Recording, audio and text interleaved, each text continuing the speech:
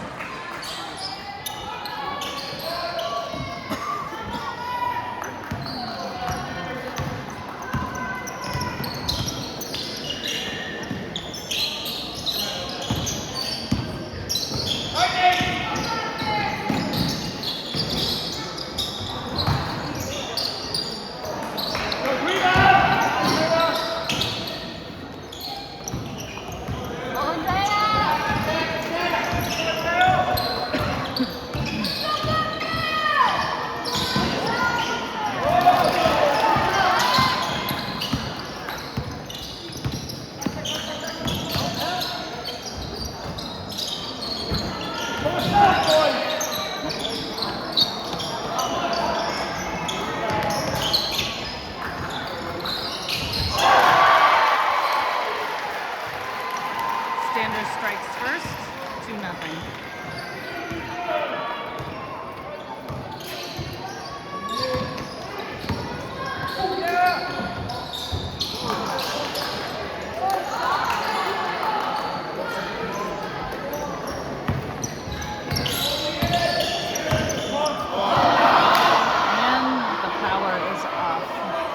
So we might be moving this game down the street.